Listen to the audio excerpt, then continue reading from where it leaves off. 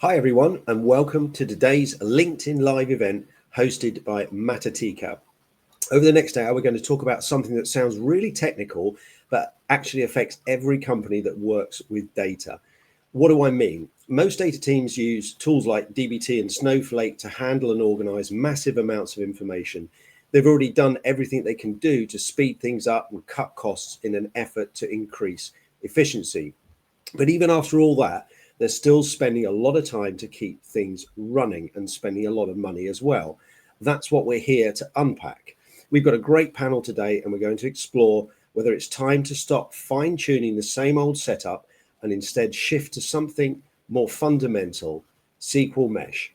This promises to cut data costs in half by only processing what's actually charged rather than redoing everything from scratch.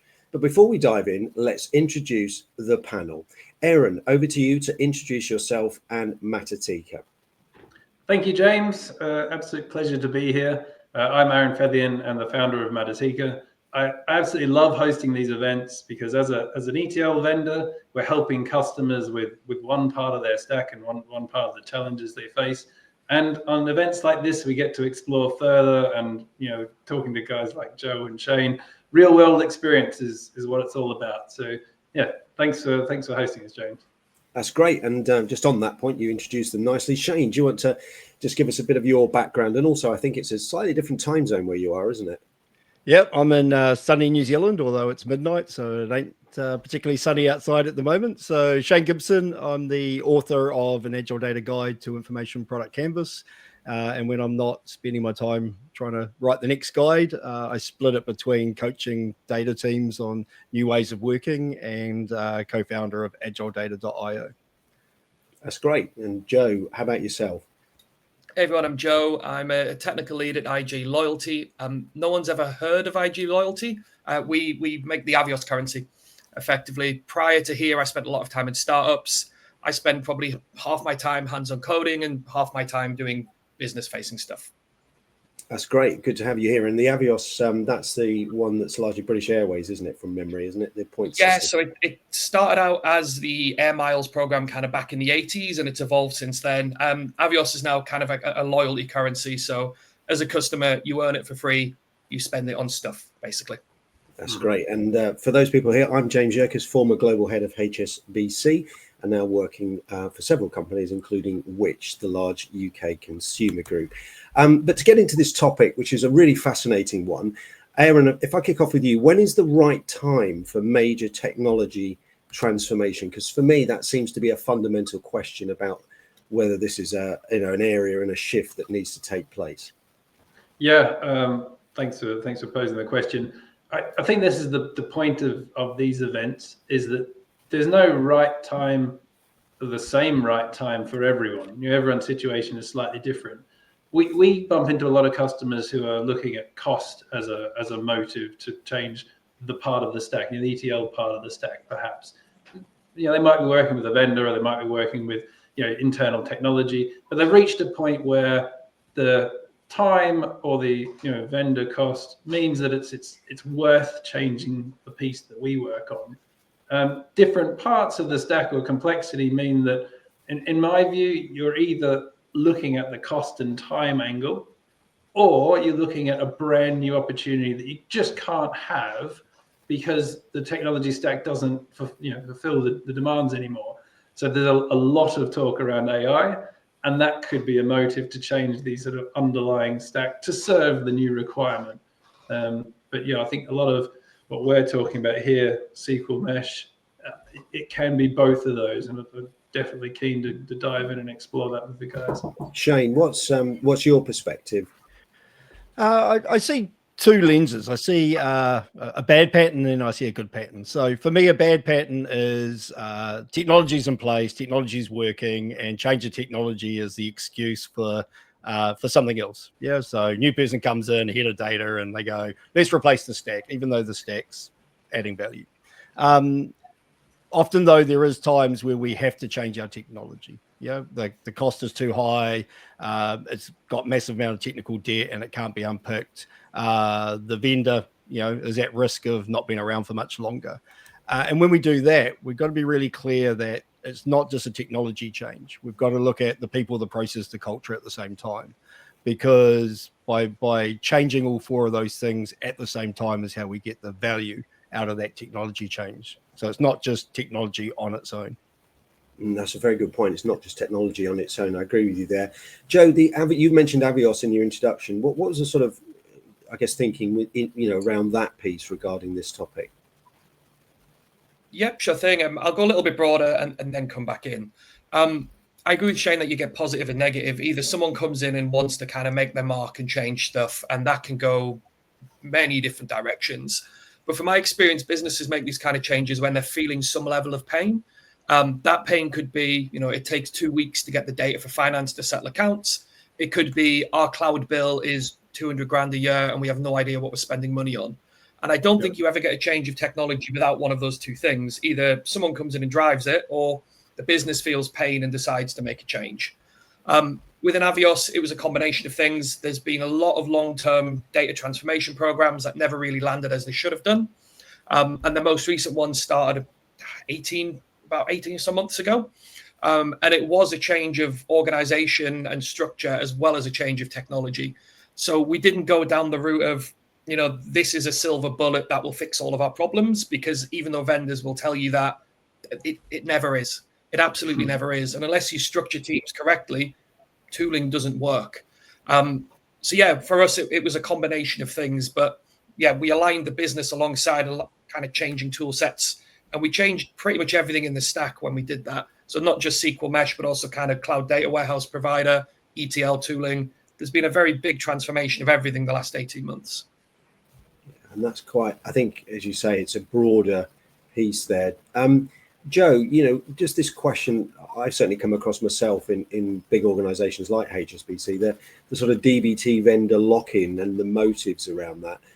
Why are people sort of frustrated, as it were, by sort of DBT? What's the burning platform here? Cool. I'm going to tread carefully, if that's okay, because I don't want to get myself in trouble.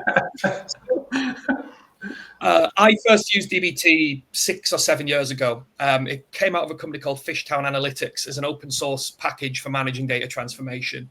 Prior to that, your data transformations were often written in-house. You would have things like Lambdas on a cron running SQL, or you would have tasks running stored procedures, or you would have one of these various different plug and play tools, stuff like Matillion is a great example.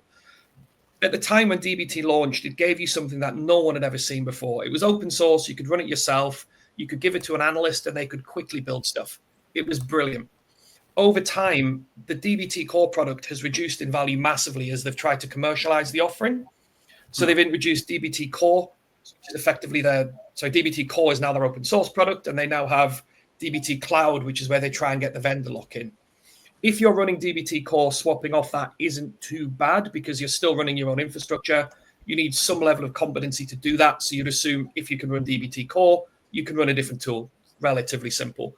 Their lock-in comes from you're on DBT cloud. So you don't run the infrastructure, you don't run the scheduling, you don't run monitoring, you don't run testing to some degree, although I'd argue DBT testing is very poor. So they try and lock people in effectively by selling seats on DBT Cloud as a product and pulling you off DBT Core. The developer in me likes running open source things because I like control, but at the same time, at scale, you often need to look at their core off. You need to look at their cloud offering. The other big pain point is around scaling. If you have a team of 2 analysts and 100 data models, like DBT is great. There's nothing wrong with it whatsoever. We have north of 60 people who contribute to data models. In the average week. Some weeks that gets us, we have a huge number of developers. We have thousands of data models. A DBT project doesn't scale like that. So you start to hit limits of where DBT scaling goes. And that translates into very much kind of developers blocking each other, burning cloud credits, just by the way that DBT works. Or you end up writing a huge amount of custom code around DBT to get it to behave in a way that doesn't burn you lots of money. You sound like you've experienced this firsthand, and I'm sure many of the people listening have as well. Just before we get your thoughts, Shane, on whether you've seen the same thing, just thank you to the people who've put comments already saying thanks. As I say, if you've got any questions, feel free to drop them in the comments box and we will answer them and slot them into the session. Shane, have you seen a similar set of circumstances and challenges?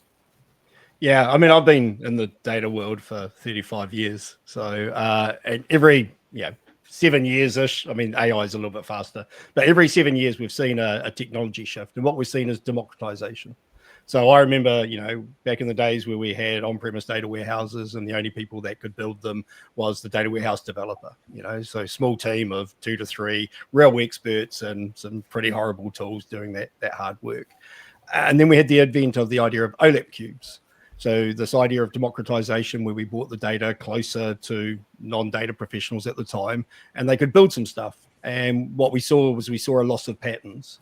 The rigor and the patterns that the professionals applied weren't taught to the people that were picking up these new tools.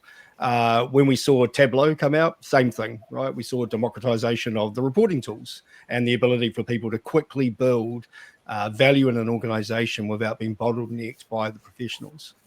And that's what we saw with DBT. We saw the democratization of the transformation of code.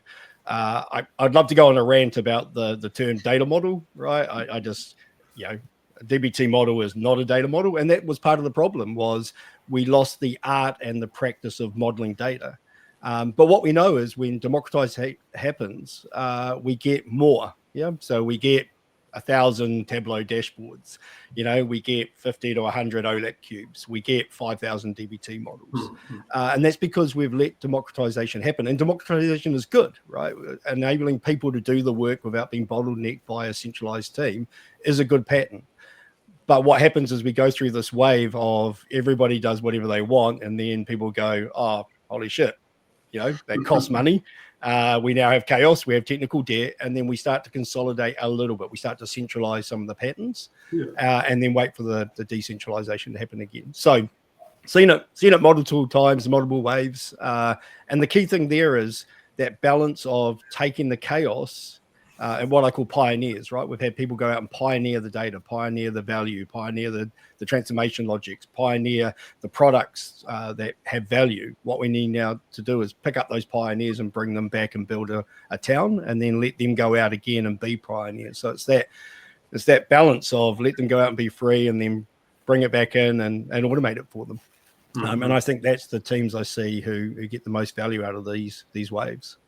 I think you're right about the waves. I mean, I've always come at this and thought about it as like a concertina, there's a democratization of data you talk about. It goes that way, then it contracts back in, then it goes back out again, then it continually changes. I'm always wary about the term pioneers. They're usually the ones that are right on the edge of things with axes in their back. So I'm often mindful of that. But Aaron, what's your take? I mean, Matatika works very closely with lots of data teams. What's your take on this point? Yeah, I think one of the things I look to do on these calls is bring different lenses on the problems. And, as a technology vendor, I do often talk from that lens. And the things that resonated with me about, particularly what you were saying, Shane, I think of it as layers of a cake or, kind of layers that move fast and layers that move slow. And the most foundational layers tend to be, they need to stick around. They're what people build on. And then the top layers, they tend to be really rapid and you should be prepared to chuck them away and get rid of those. And this kind of like swing from democratization to centralized or, the things, kind of typical things that happen, I feel like it's an organizational challenge that they don't have a mechanism of going from good idea, moved into production, became crucial to absolutely everything, and has then moved back into a more foundational layer instead of staying out on the periphery.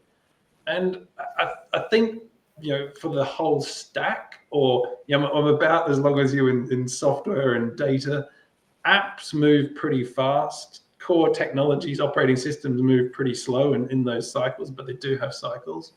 And that's kind of what I'm looking at as a technology stack, is that the bit that we're working on is more foundational and it will have its lifetime, but it should be more structured and you get more change promotion going on, you get more organization, but you have aspects that people want to move fast on. So it's that process for me that I find most fascinating. How do you go from prototype, pioneer piece of work back into something more structured and controlled, enable speed and stability? And that's not easy to do, especially, given different organizations are different sizes and also working across different jurisdictions as well.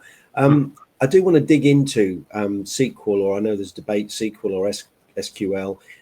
How does SQL Mesh's feature, like incremental processing change the equation, the cost equation? How let's dig into SQL Mesh itself, and how does that actually make a difference? If I come to you, Joe, first, that'd be a good one just to point to you, given your real world experience with Avios.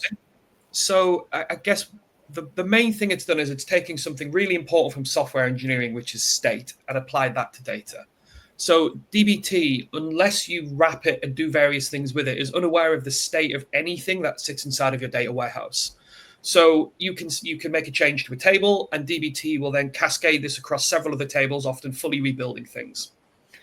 So SQL Mesh understands the state of the objects that it's altering, so it can run a lot smaller queries in order to backfill things.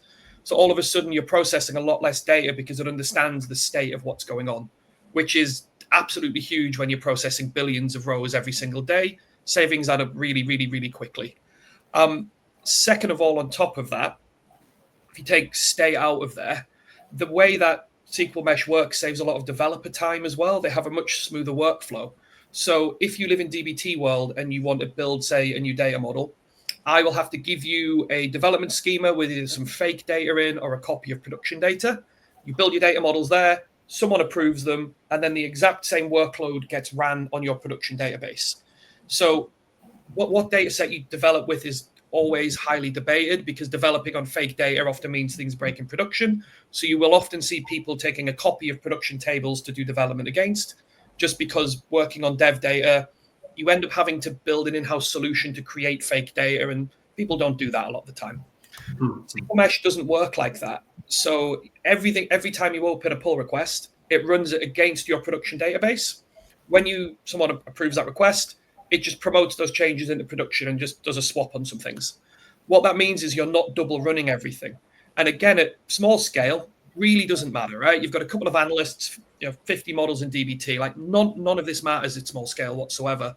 When you have thousands of models, and then you've got 30, 40, 50 people committing things every day, you're effectively halving your workload.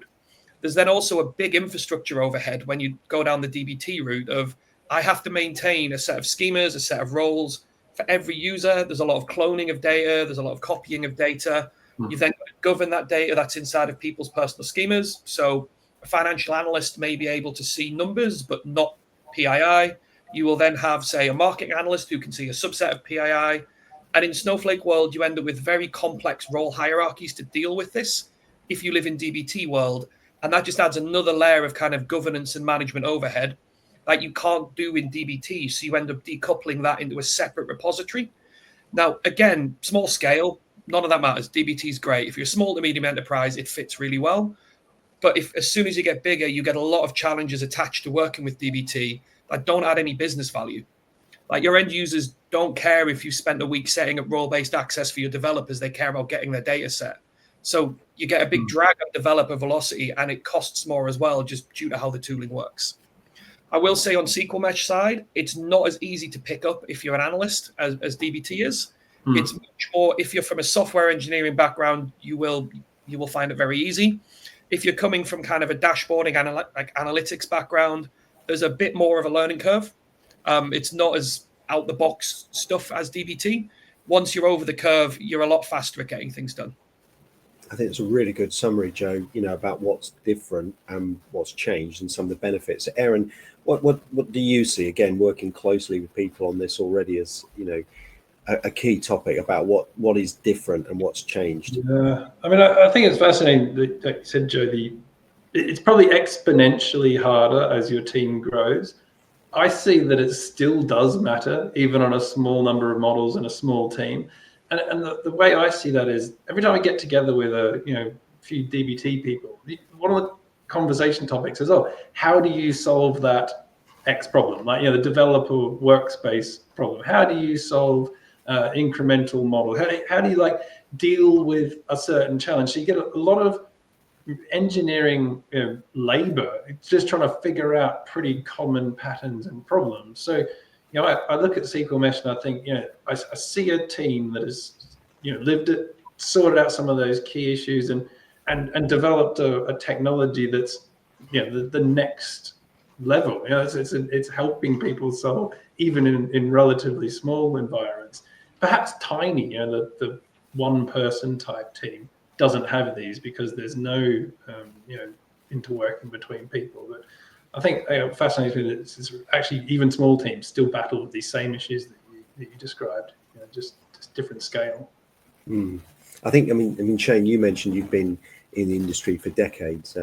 What's your, and I don't mean that disrespectfully, as in, been it a long time. You've seen a lot, I should say. What's your take? Because you'll have seen this over a period of time as well, not just, the current state. Yeah, I suppose somebody said to me the other day, you just bring back the ghost of data past. I'm like, yeah, actually I do, because if I think about it, it's got value. So, I've seen enough technology changes that now I focus on patterns and ways of working. And so, Joe he just nailed a couple that I always look for when I'm working for a team. So when I'm working with a team to help them change the way they work, I get them to focus on their information value stream, first of all, which is the steps they take between a stakeholder having a problem and then deploying something of value that solves it with data. And that's, how do they gather requirements? How do they prioritize the work? How do they design the work? How do they build and deploy and maintain? And then the second thing I ask them to do is focus on the information factory. What are the moving parts? If we think about data platforms as a factory, all the way from data collection through to storage, transformation, visualization, and again, out the product out the end of that. What are the steps? And then what people forget is our most expensive part of any data work is the data team.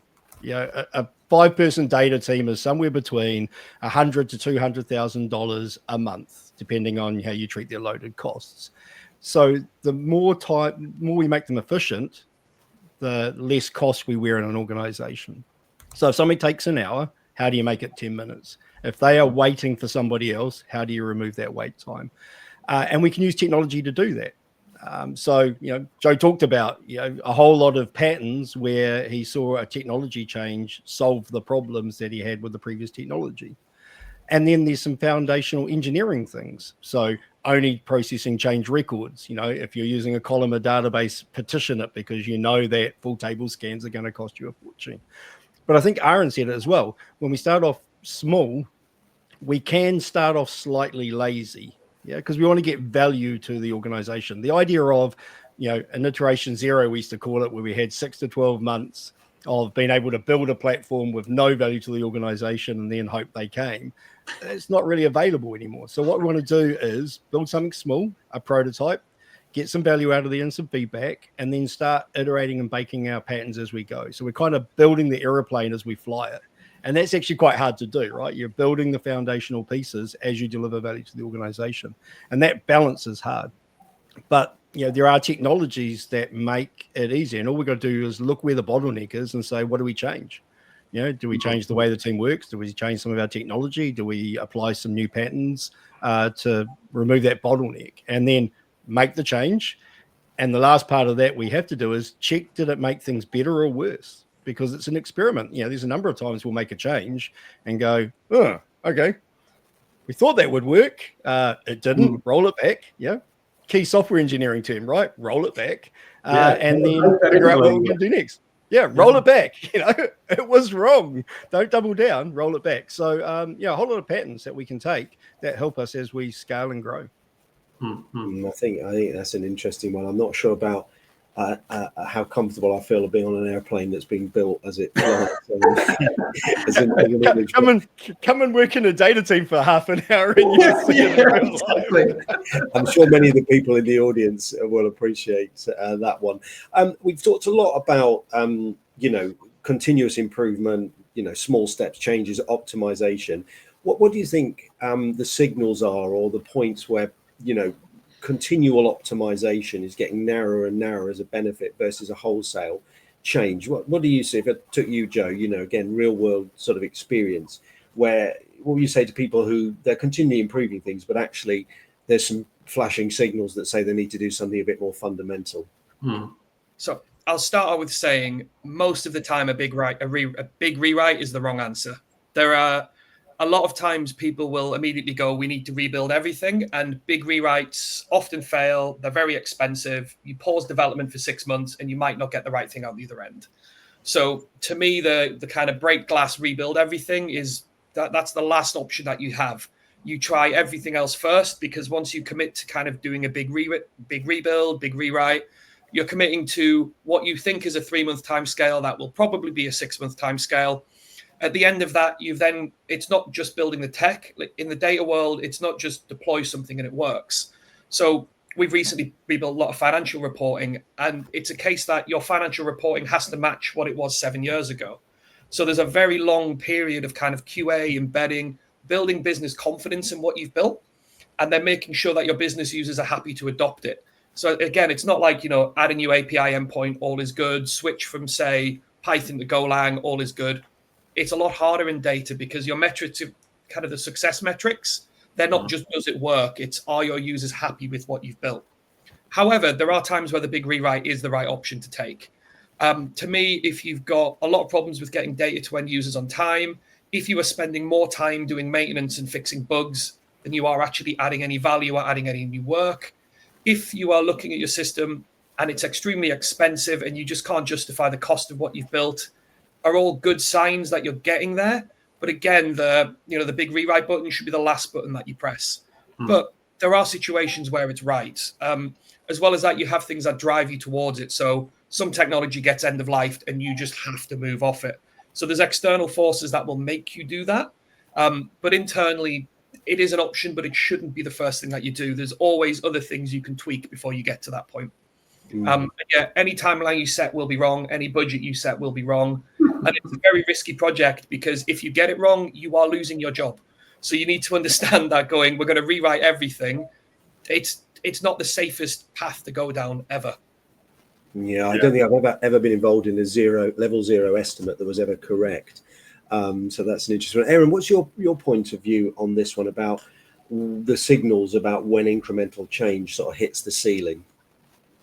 Well, I would definitely reflect on what our customers tell us and what's going on for them.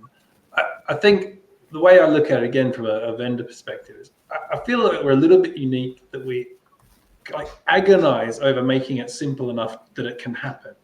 Because like you said, Joe said, if you get it wrong, you could lose your job. So to take off on a project and then, the 6-month delay or the overrun, causes someone, much more than just financial hardship. If they're out of a job because the project didn't work, they're actually really agonize over that. And so I see that, again, the guys at SQL Mesh are doing it. They've got to convince someone to move like an entire piece out. So, they're trying to solve those problems, solve that, make it actually possible to move so that it's not a rewrite big bang, because most projects are going to want to swap out rather than chuck it all away. The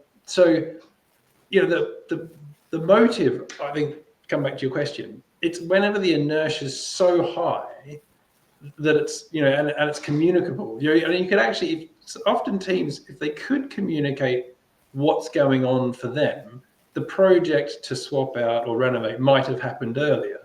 But a lot of teams are far, far overdue because they don't actually have the time to explain how bad it is anymore, or look back and say, actually, we used to be fast and now we're really slow. And actually, so there needs to be a better sort of temperature gauge on where you're at in that kind of inertia to make a better decision. I think that's what most teams struggle with, I see. Aaron, I think you said something really interesting there, that in theory, we want to be able to change components out. And you build every system where a component can be swapped easily, but there's a constant war between vendors and end users to lock you into keeping on their product. So from every vendor's point of view, they talk about stickiness and wanting to stay with, giving you reasons not to leave. And some of these reasons make sense, and some of them are frankly just dark patterns that lock you into things. Yeah. And then as an end user and like a purchaser of technology and platforms, we want to be able to lift and shift components out. But you'll be well aware of the things that if you were to lift and shift out might just not work. So it's quite interesting to see the extra features people have and the value add, or what people claim is value add to get you to use more of their product, is actually motivated to lock you into what they have. So it feels, like there's a constant battle between, because ultimately, if SQL Mesh, they go out of business, we want to be able to swap that component out quite quickly. And I think we could, but it would be quite hard. So, and I think that's exactly what I mean. In trying to build our stack of technologies, and one of the things I say to our customers is, if you wanted to, I want you to go somewhere else with it. It's yours. We don't want you to. Like, we want you to do such a good job that you don't have to. But I actually want you to be portable and take that technology. And I see that as a very different vendor motive. I'd personally rather build a Linux type environment that has distributions and different ways of running it. Like, that feels like a compelling thing to do. If I were motivated to lock people in, I just don't think I could sleep at night. That's not, as a vendor, that's not that's not the idea. It's to enable teams to do more or faster. And if they outgrow you, they outgrow you. They're just perhaps the right solution anymore. That should be fine. But yeah, sadly, it's not the norm. I see in software, and it has never been, as far as I can see. Do you agree with that, Shane? Because Aaron's struggling to sleep at night. Do you agree with that? Every vendor locks you in. That's the goal, right? It's how they make money. But there's also, they're building things that are different to another vendor. That's why you're picking them, and that is different. Our platform's built on Google Cloud and BigQuery, and that was a conscious decision we made on day one. Would we build a product that we could deploy on all three hypervisors, Azure, AWS, or Google, or would we pick one? And we decided to go GCP, and then we hyper optimized for that platform to make sure we spent absolutely no money whenever we needed to run something. So we have no portability of our product to go to those other two platforms on purpose, which means that, as soon as a customer comes to us and says, yeah, we love your product, but we want to run it on AWS or Azure, we just smile and wave and say, hey, we're not the partner for you. And that was a very conscious decision. The other thing I think people should be looking to do is this idea that what we talk about is define it once and hydrate it anywhere. So, if you think about the things we do are common, right? They're repeatable. We write code to transform data. We pick a data modeling paradigm that we like, dimensional, data vault, activity schema, focal, anchor. We should hold the logic for those things outside the tools and then hydrate the technology and the tools from that logic, which means our cost of change is less. It still exists, but we're effectively, hydrating the transformation logic in DBT, and it's executing it, or we then change it and hydrate it to SQL Mesh. And that cost of change is what we should focus on. What can we do to reduce the cost of change, because we know it's coming?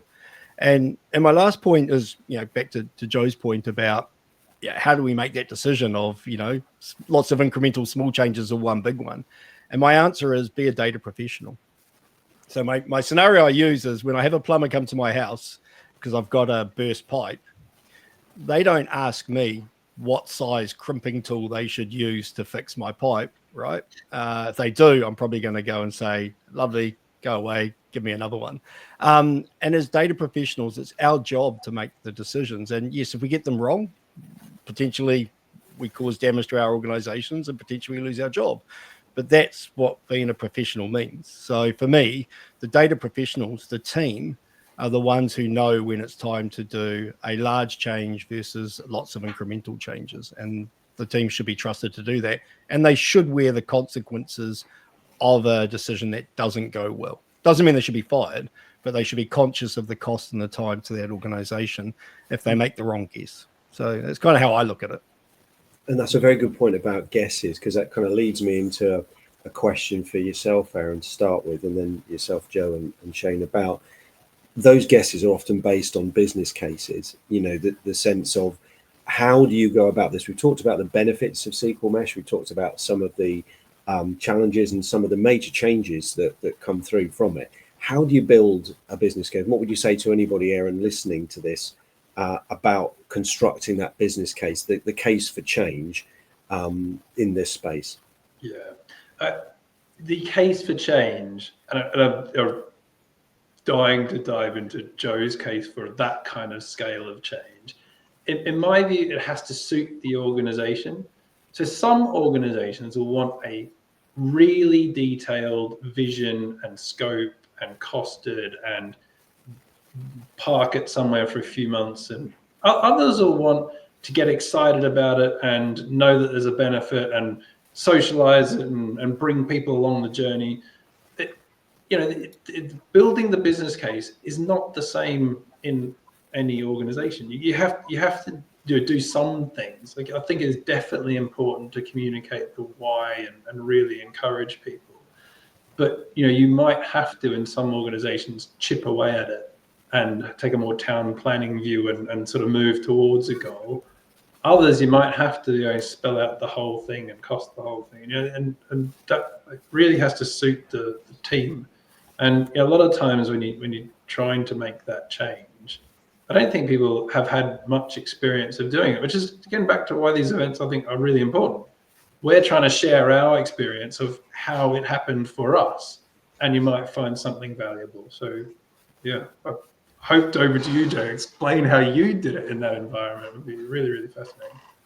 Yeah, I'm happy to. So I was quite lucky that I came in just after a lot of big organizational change.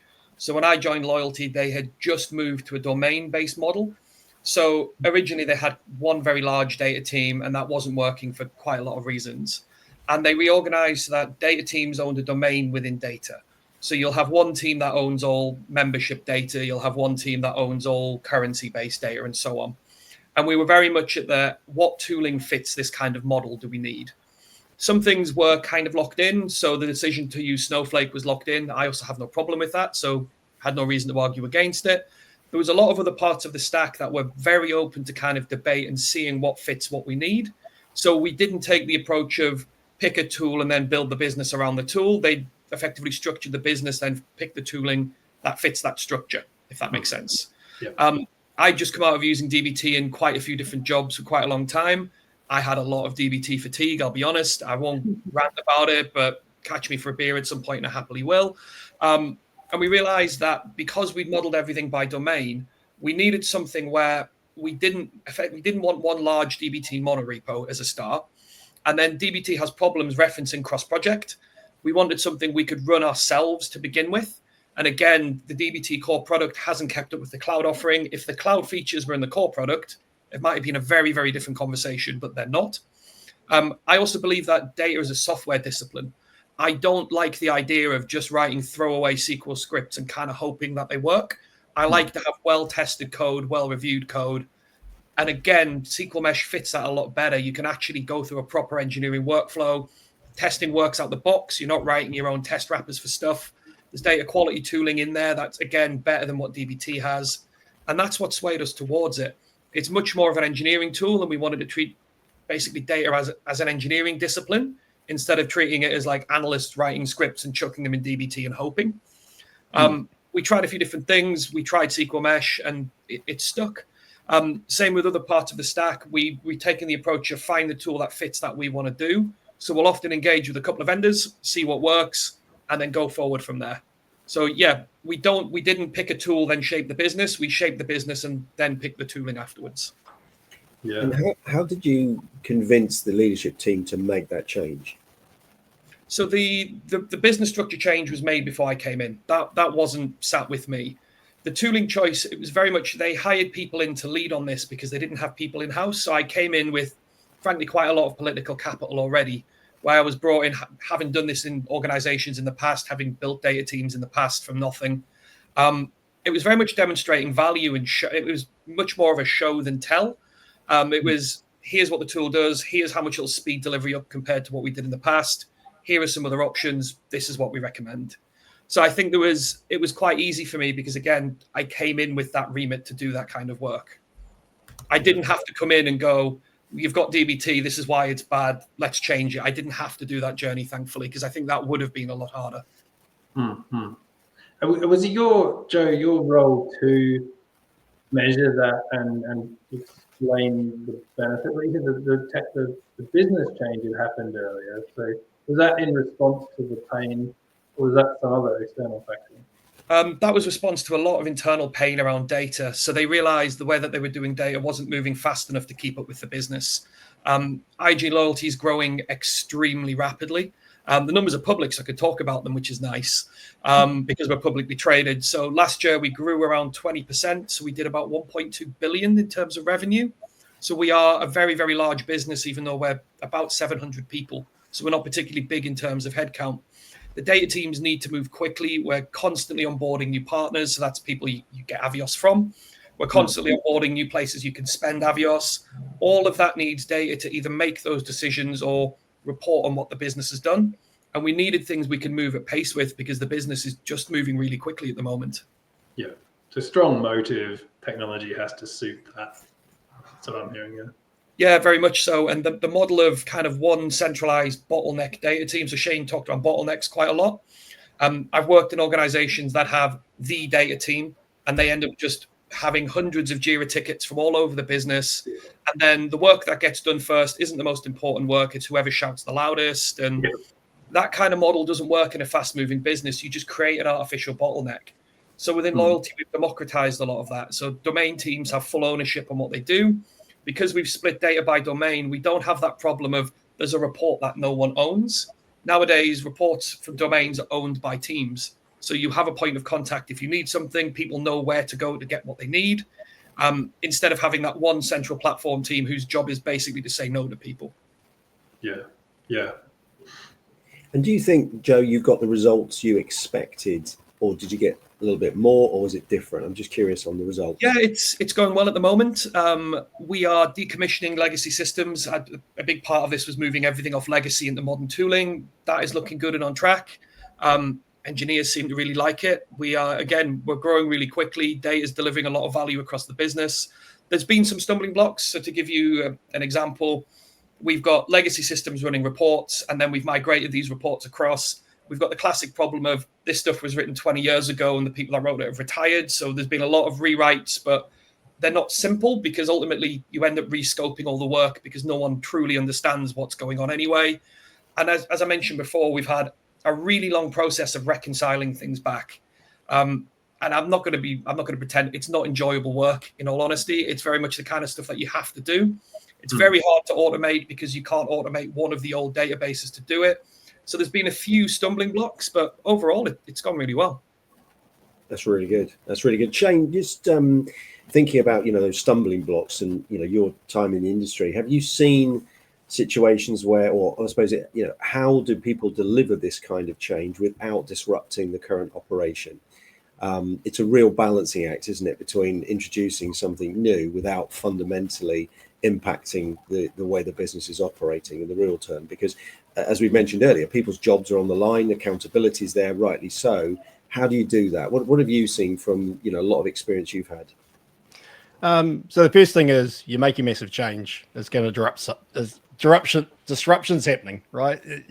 Unless you're going to get two teams, one team to maintain the legacy one and one team to build the new one, and then actually even then it won't work because there's going to be a clash, right, when the new team take over and new stuff turns up. So you've got to focus on these areas of uncertainty and the areas of the blast radius and areas of automation. So, like Joe said, when we do migrations from one platform to another, we built a feature called data match. Yeah. So we built the ability to take a table on the left and a table on the right and run a routine that went through various levels of brute force through to not so expensive processing to tell us where the data looked different. Yeah. It's like a data diff effectively. And we built that because when we were doing that work, I would waste an hour of my time bringing it up and doing that manually. And we did enough of that work that we said, I want that to run automatically. Now, it doesn't give me everything I need, right? But it gives me the hint. It tells me where to go and focus, or it tells me that everything's okay. So every team and organization is different, though. One of the things I learned in coaching in my really early was, after coaching a couple of teams, I'd go into the next team and I'd just assume that, the organization, the culture, the hierarchy, the way they modeled, the way their business ran, the way everybody worked would be the same as the previous team. Epic failure, right? It was like, okay, shut up. Next time, go in, listen, watch for a couple of weeks, learn how they're different, and then help them identify what's unique to them. So that's the key, right? Is looking at how your organization works. Yeah. So as Joe said, if you walk in and it's a domain-orientated organization, that's going to be very different to an organization that's completely decentralized versus a 5-person startup versus a large, fixed mindset hierarchical organization started, in the 1900s that requires estimates that are always wrong, that require business cases that get ignored, but that's the process. And so what I teach teams is when you've found something that the organization requires that is waste, then cheat. So if you have to do estimates, and we know that humans are really bad at estimating, so therefore spending 3 months on an estimate is complete waste, then cheat. Find a way of getting a guesstimate that looks kind of right, that doesn't waste your time. When you need a business case, the easiest thing you can do is find the last business case that got signed off by the organization and copy it. Copy the style, right? Because that's the thing that people are used to signing. So make sure it looks like that. Don't write a document that looks completely different, because you're going to get them to think about it. Like, just take the last one, PowerPoint, Word document, and then put your stuff in there. And I'll come back to it. And remember, you are the data professional. Yeah, my plumber does not ask what type of crimping tool they need to do their job. But we should ask a couple of questions. We should ask the organization, what's the measure of success? So when I get brought in to do an architecture review or a technology review, the first thing I ask the organization is, what's the measure of success? Like, if we invest this money in this new technology or this change, what changes in the organization? And I'm looking for things like more self-service, or less time between a data request and a data response, or more trusted data. I'm looking for those organizational changes that are driven by data. But if our organization can't articulate those, then we're walking into hiding regardless of how good our business case is. So let's help them understand how data can change the organization. Let's create those measures of success. Then let's do the team design, like Joe said, and then we find technology that matches the team design, organizational culture, and that measure of success. So that's how I tend to recommend people do it. There, and I can see you smiling there. What are your thoughts? I suppose I want to go back to the just cheat comment. So it's really, I find it resonates so much, right? Like, actually, like, if you're uncomfortable about the idea of cheating or going through the motions but saving yourself time, I'd say on the other side, most senior people, most people who've been through it would totally agree, and they would say that, okay, the organization is set up to de-risk.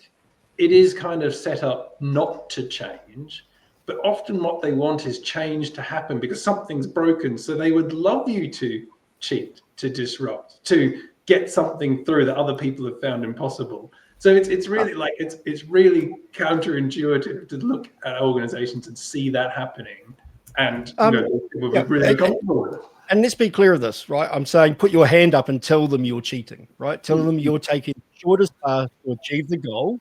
And then if they ask you to do some more work, you will do it. But how do consultants work, right? I mean, the number of people I know that worked in organizations for years, and they get really, really grumpy when a consultant comes in, asks them what the answer is, writes it in the shiny document, and gets paid their salary and, their annual salary in a month. Because all that organization's doing is it's understanding the culture, it's understanding how to, the documents that get signed off, and then they're finding the processes that are waste and telling the senior management, the stakeholders, to not do them. So, we can do that, right? We can say, when I look at what you're asking me to do, that will be 2 months worth of work. I think there is a faster, less wasteful way of doing it. This is what I think we need to do. Is that okay? Yeah. So I use cheat purposely to make it emotive, right? But we have to put our hands up and say we're not following the previous process because we think it's wrong, and we want to change that. Yeah. Sorry, you go. I was going to say I'm quite cynical when it comes to business cases, having gone through so many myself. That on one hand, I sort of asked someone, if this were me in a large organization signing off on this, is this just simply a fantasy to get you the money to keep you busy doing a project you want to do? Because everybody is producing a business case that 99% of people producing it know it is not real. but they want the money and they want the project, and they know they have to play the game to get the money? Or is it the other way around, which is where I kind of probe more, which is this genuinely going to bring out the benefits, and as a result, it deserves the money sort of spending on it? As Joe has mentioned, on the Avios project, you can clearly see some strong benefits there, and I'm sure that's then translated through into the business, into customer efficiency, productivity, costs, etc. But I am cynical that I do see lots of people coming along saying it will do this purely, for the own hobby horse of securing the funds, particularly for a technology project. Joe, I just wanted to swing around to, we've talked a lot of positives about what you've done. What issues did you have? Did you encounter any problems? Given we've just got 10 minutes left, I'd be So some of the issues. I'll keep it quite simple. As I said before, there is a learning curve with things. So if you look at a lot of data teams, you will see people that have come from a lot of people come from an analysis background. Data engineering is, I'd say, not a good first job because it requires a really broad breadth of knowledge. You need to have very shallow knowledge of a lot of things and very deep knowledge of a couple of things.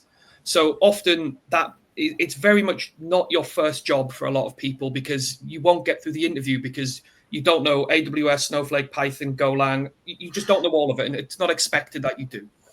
Typically, it's someone's second job or third job, and a lot of people become data analysts that need data. They can't get it, so they build data pipelines themselves, and they eventually transition into data engineering. If you've done that kind of route, you're often missing engineering fundamentals that you get if you've come from a back-end engineering point of view and stepped across into data. SQL Mesh is a much more engineering-focused tool, and if you're missing some engineering principles, some of it's not going to connect straight away. And we have people from both routes, and there was a learning curve for people coming from analysis. Just straight away, there was a learning curve. There's no getting away from that.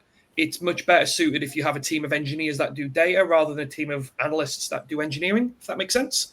Same as, I'm sure we've all seen data scientists who've deployed stuff in production and kind of held your head in your hands. Again, there's a learning curve coming across from that way as well. Second of all, we adopted it around a year and a half-ish ago. They are a new company. There's a lot of new features. There are bugs. They will fix bugs really quickly. I bet you can message the CEO if you find a bug and it typically gets fixed in a few days. You will find bugs because it's a new piece of software. There's just no getting around that. However, to give you the inverse, the support you get from them is genuinely brilliant. Like, again, the CEO will get on a call with you, screen share, and then write a fix to the bug himself if there is one. Yeah, the biggest one is learning curve by far. It is manageable. You need a little bit of time into it. I guess to add into that, it is quite opinionated in how you do things. So to use like a software analogy, if you write Python, fast API, like you can do what you want, doesn't matter. It'll just do what you want. If you work in Django as a framework, there's like a Django way of doing stuff.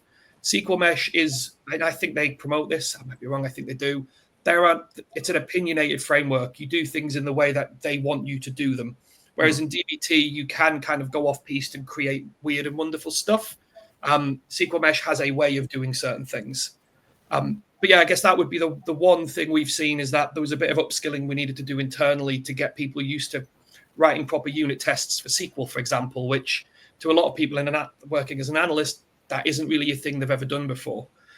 Things like data quality checks. How do you write custom data quality checks? Stuff like that. Again, it's a learning curve. You can get people through it, but you need to invest the time to get the full value out of what you're doing. Aaron, what's your thoughts on what Joe's just said? I just agree with so much of it. I'd add a couple of things. The lens of you need to be quite experienced, totally agree with. I think the additional experience that I didn't really hear you mention was being in data. You often have to interface with the organization about the business. So there's like a whole business aspect as well as the engineering, knowing different technologies that tends to be impossible to have in your first job, that kind of early on experience. The other thing, when things go wrong, I absolutely aspire to be that kind of vendor that you described, to be. They have a Slack group that you can join and get help. But like you said, they're there. They're part of what you're trying to achieve. They're early stage, trying to get the technology right, trying to get your project right. And that's like as a vendor, like where we want to be at a stage we're at. Be part of the success and making it happen. And things will go wrong, but it's how they respond to it, how we respond together. That's like definitely aspire to what you're describing. You get from them. That's just really cool. And Shane, what's your thoughts on when you've seen people make mistakes, how to recover them or to actually avoid making a mistake in the first place? I think know that you're going to make a mistake and have a plan on how you're going to solve it. I have first, you're going to see it happen, and then how you're going to solve it and how you're not going to fall foul of sunk costs fallacy. But for me, I mean, Joe just talked about a bunch of things that, was just freaking cool, right? So effectively, he'd mapped out the personas of his organization, right? He knew that his engineers were different to his analysts. He mapped out the skills of all those personas, right? He knew that the engineers were engineers and the analysts weren't quite engineering yet. And then he worked out that there needed to be some upskilling and some change, right? That the tools that were being chosen fitted one persona well, but didn't fit the other, and that actually they needed to be supported, right? And so it sounded like, Joe, that you put in, effectively, in the old days we call it a change management program, but you put in supporting training, right? Hand-holding, peer reviewing, I'm guessing, a whole lot of things to make the people successful with the new tool because the new tool was different. A number of times I see people get a data team that's used Ultrix, right? Draggy, drocky, clicky, pointy type tool, when you're building your pipelines, and then move them over to a CLI coding framework that requires a whole lot of different skills. Now, those people can learn those skills, but they don't have them on day one. And you have to support them in that change to make them successful and you successful. So for me, Joe just articulated all the things that I think you should worry about. Who are the personas in your organization? What skills do they have? Where is the mismatch, and how are you going to help them close that gap? And then, you'll have less uncertainty and you'll have less problems. Great. We've got just less than 4 minutes left, and I'd really love, because I'm sure the audiences would be interested in this, if you were to have just 1 minute to make the case for the switch to SQL Mesh. How would you do that? There's been some really good stuff covered, so I'd be quite interested to just snap it up in a 1 minute each. And I'll come to you, Joe, first, because you've obviously got the real world experience. Just 1 minute on the case for it. Cool. This is a challenge. Just want to say one thing on what Shane said. First of all, thank you. Second of all, on you're going to make mistakes. One of my favorite interview questions to ask seniors is, tell me about the last time you broke production. But anyway, it's going to be a whole other episode, actually. If you've never broken production, you're not a senior engineer. I'm sorry, you're not. Cool. So if you are struggling with cloud costs and productivity, and you have a team that is more engineering than analysts, a switch to SQL Mesh is very much easy to do. It's very much going to speed you up and save you money. If you are a small business, your tooling isn't that important, but it's good to start with foundations if you're ever going to scale. If you are a large enterprise and you don't want to be locked into a single vendor, DBT might not be the right choice. It also might be. Sorry, I can't do 1 minute pitches very well. Apologies. I did give it to you first so that you'd put pressure on everyone else. But yes, that's a really good summary. Aaron, 1 minute just from you, the case for it. Yeah, honestly, I don't know if you can distill all this down into 1 minute. There's so many benefits to the software engineering way the technology works, which I particularly resonate with. Like I look at a product that's point and click, and I think click ops and change promotion. So I think what Joe said's aligned with the way I think about it. If your organization's big enough to require change management, it's probably a great tool. If it's small enough that you don't really require strong change management, maybe you can do a different tool, do more point and click. So I'd use that as sort of part of the guiding principle of when it becomes, better as a tool to choose that bigger and more structured change management. I think that's sensible. Shane, final thoughts from you?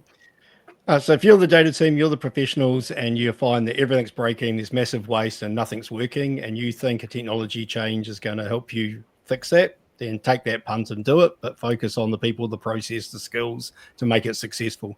If you've got a new chief data officer come in and they've been there for 2 weeks and they go, hey, get rid of that DBT stuff, let's go SQL Mesh because my mate runs it or somebody else used it, or I just went to a Gartner thing or a webinar and I think it's cool. Remember, you're the professional, it's your tools, you're responsible for delivering high quality trusted data to the organization to help them solve business problems, and then you've got to deal with that problem of being told what to do by somebody who obviously doesn't know what they're talking about. So fix that first, SQL Mesh may still be the right answer, but yeah, make it your decision. It's your set of tools. You're the professional. Love I feel that. like the text there was, if you get a boss like that, everyone else is hiring, so don't worry. I think that's a great one. We're up on the hour. That was a great one to end on, Joe. I think I'd just like to say to the audience, as you've probably listened, you will have had plenty of hydration of your logic in the last hour. I think that was a great phrase that was used by Shane halfway through, and it was been a freaking cool discussion with some real world sharing from Joe. And if you want to cheat to disrupt, go for it. So thank you, Joe. Thank you, Shane. Thank you, Aaron. And thank you to the audience for the last hour. I'm sure they've found that insightful. Thank you, guys. Thank you. Cheers, everyone.